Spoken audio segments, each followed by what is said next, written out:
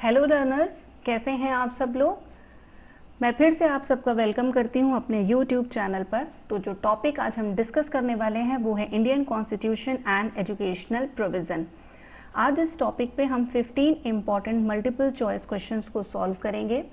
ये टॉपिक न केवल सारे टीचर्स एलिजिबिलिटी टेस्ट के लिए इम्पॉर्टेंट है, बल्कि other courses like BEd, BElEd, DEd, DElEd, BTC, MEd और एजुकेशन जो बीए या एमए में ऑफर किया जाता है एज अ सब्जेक्ट। इसके साथ ही साथ यूजीसी नेट और सेट में जो एजुकेशन सब्जेक्ट को ऑप्ट करते हैं उनके लिए भी ये टॉपिक और ये इम्पॉर्टेंट होने वाले हैं सारे क्वेश्चंस।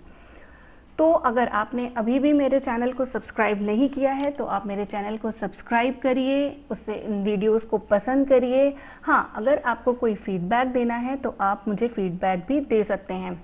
इस पूरे वीडियो में मेरे साथ बने रहिएगा क्योंकि इन क्वेश्चंस को हम सॉल्व करेंगे, आंसर भी बताएंगे आपको, और इससे आप खुद को एसेस कर पाएंगे कि आपको इस विषय संबंधी कितनी जानकारी है। तो चलिए स्टूडेंट्स, स्टार्ट करते हैं आज का डिस्कशन। और सबसे पहले देखते हैं कि हमारा पहला प्रश्न क्या है। हमारा पहला प्रश्न है स्टूडेंट, कल्चर और लैंग्वेज से रिलेटेड अधिकार हमें किस आर्टिकल में दिया गया है।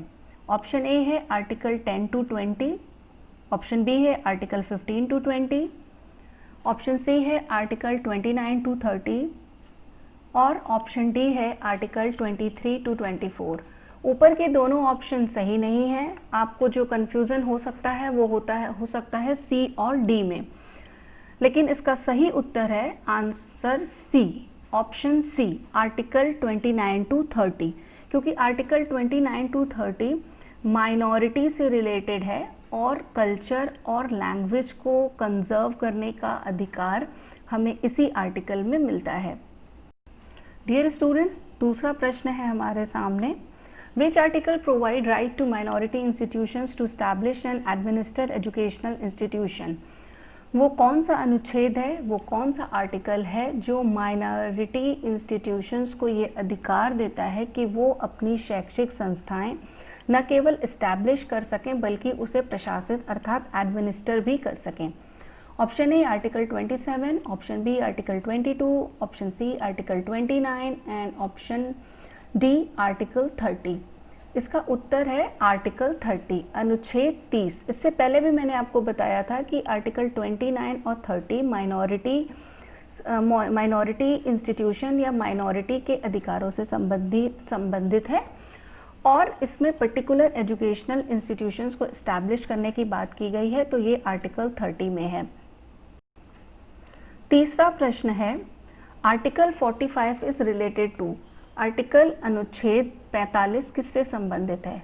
सेंट्रल यूनिवर्सिटीज, केंद्रीय विश्वविद्यालयों से, बी स्टेट यूनिवर्सिटीज, राज्य विश्वविद्यालयों से, सी सेकेंडरी एजुकेशन, माध्यमिक शिक्षा से, D compulsory free and universal education, आवश्यक, फ्री और सार्वभौमिक शिक्षा से। इसका उत्तर मैं उम्मीद करती हूँ विद्यार्थियों आपको बिल्कुल सही पता होगा, क्योंकि ये टॉपिक न केवल कंटेम्प्रेरी एजुकेशन में पढ़ाया जाता है बल्कि आपको ये टॉपिक आपकी जनरल स्टडीज में भी आता है। इसका उत्तर है D, article 45 is related to compulsory free and universal education. Question 4, technical education is related to which list of constitution. प्राविधिक शिक्षा या तकनीकी शिक्षा संविधान की किस सूची के अंतर्गत आती है। यूनियन लिस्ट, केंद्र सूची, स्टेट लिस्ट, राज्य सूची, कंकरेंट लिस्ट, समवर्ती सूची, या फिर डी ऑप्शन है नन ऑफ द अबव। आप इस प्रश्न को ध्यान से देखिएगा। आपसे ये पूछ रहे हैं कि प्राविधिक शिक्षा संविधान की किस सूची के अंतर्गत आती है। अगर आपको पता हो कि शिक्षा पहले केंद्र सूची अर्थात यूनियन लिस्ट में थी, फिर ये स्टेट लिस्ट में आई और उसके बाद शिक्षा को कंकरेंट लिस्ट यानी समवर्ती सूची में सम्मिलित कर दिया गया है, तो अगर किसी भी प्रकार की शिक्षा का, किसी भी स्तर की शिक्षा से संबंधित अगर आपसे ये प्रश्न पूछा जाए कि उसे किस सूची में सम्मिलित किया जाता है, तो आपका उत्तर होगा सी, समवर्ती सूची में। क्वेश्चन 5 है, article 45 is modified by which constitutional amendment. अनुच्छेद 45 में संशोधन किया गया था किस संवैधानिक संशोधन के द्वारा? संवैधानिक संशोधन के द्वारा, किस संवैधानिक संशोधन के द्वारा आर्टिकल 45 में संशोधन किया गया था? Option A 86th amendment, option B 87th amendment, option C 88th amendment या ऑप्शन डी 89th अमेंडमेंट। 86 में बच्चों थोड़ा सा गड़बड़ हो गया है, वहाँ THE लिख गया, इट्स 86th अमेंडमेंट। और इसका आंसर है ए। आर्टिकल 45 में 86th अमेंडमेंट के द्वारा संशोधन लाया गया है। क्वेश्चन 6 है, the fundamental duties are described in which article of Indian institution? भारतीय संविधान के किस अनुच्छेद में हमारे मूल कर्तव्यों का वर्णन किया गया है? ये क्वेश्चन बहुत इंपॉर्टेंट है, न केवल टीचर एलिजिबिलिटी टेस्ट के लिए बल्कि अदर कॉम्पिटिटिव एग्जाम्स के लिए भी। Option A article 50, option B article 51A, option C article 52 और ऑप्शन डी आर्टिकल 53। इसका उत्तर है बी आर्टिकल 51A। हमारे मूल कर्तव्यों संबंधी जो भी वर्णन मिलता है वो हमें संविधान के 51A में मिलता है। क्वेश्चन 7 है, under which article any minority institution conserve it's language, script and language? किस अनुच्छेद के अंतर्गत माइनॉरिटी इंस्टीट्यूशन अल्पसंख्यक संस्थानें अपनी भाषा, लिपि तथा संस्कृति को संरक्षित कर सकती हैं? Option A 19(1), option B 29(1), option C 39(1), option D 49(1). Dear students, अगर आपको कोई भी कंफ्यूजन है, आपको लगता है कि आपको हर आर्टिकल को डिटेल में पढ़ना है, क्योंकि ये आपके लिए एक फास्ट स्पीड टेस्ट होता है जिसमें आपको ये पता लगाना होता है या एसेस करना होता है कि आपको उस टॉपिक संबंधी कितनी जानकारी है। तो हर आर्टिकल को यहाँ डिटेल में डिस्कस नहीं किया जा सकता। इसके लिए इस वीडियो के डिस्क्रिप्शन बॉक्स में आपको मेरा स्लाइड शेयर का लिंक मिल जाएगा। आप उन स्लाइड्स में जाकर अच्छे से पढ़ सकते हैं कि हर आर्टिकल किससे संबंधित है। पर उस स्लाइड शेयर में भी मात्र एजुकेशनल प्रोविजंस को इंक्लूड किया गया है, क्योंकि वही आपके लिए ज़्यादा इम्पॉर्टेंट है, खास तौर पर टीचर्स एलिजिबिलिटी टेस्ट के लिए। तो इसका उत्तर इतनी देर में आपने गेस कर लिया होगा, मुझे लगता है। इसका सही उत्तर है बी 29(1).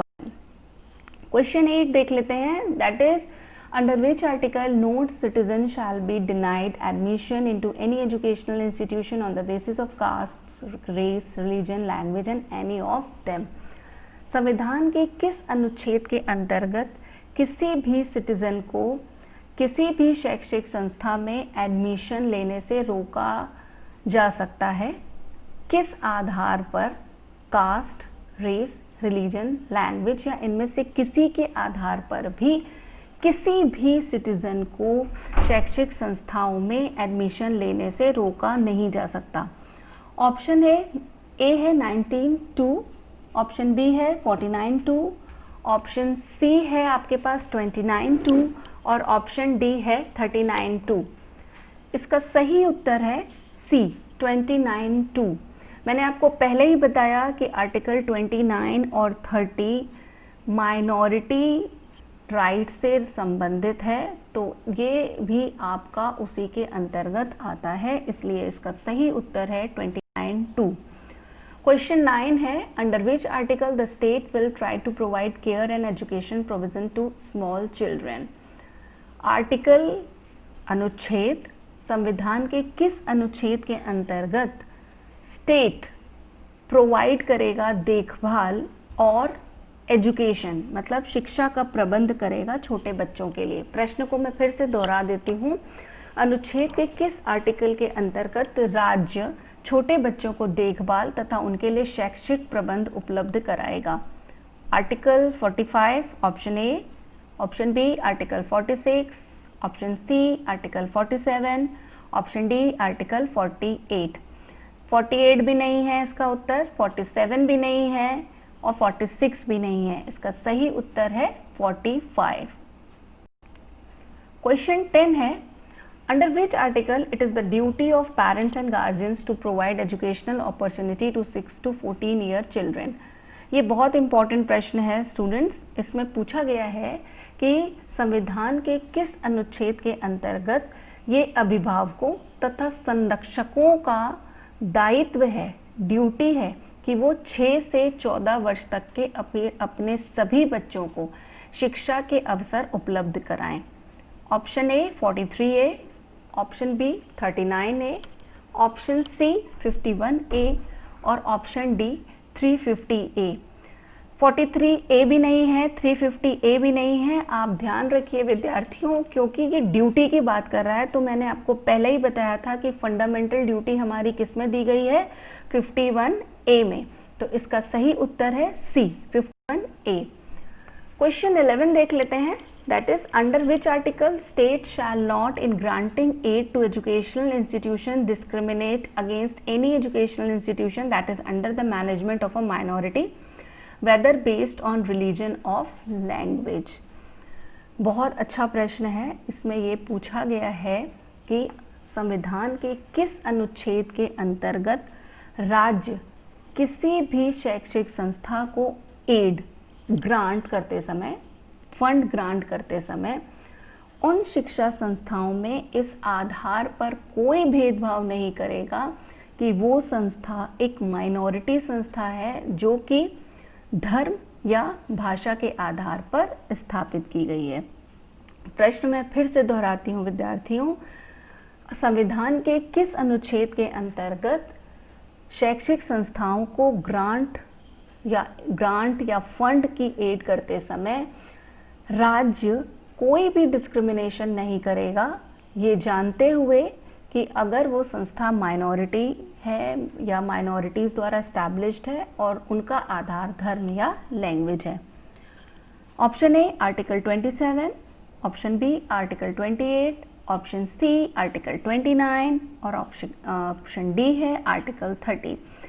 ऑप्शन ए और बी बिल्कुल भी नहीं है, नाइदर आर्टिकल 27 नॉर 28। आपको जो कंफ्यूजन होगा वो होगा 29 और 30 से रिलेटेड, क्योंकि ये दोनों ही आर्टिकल आपके माइनॉरिटीज के राइट से संबंधित हैं।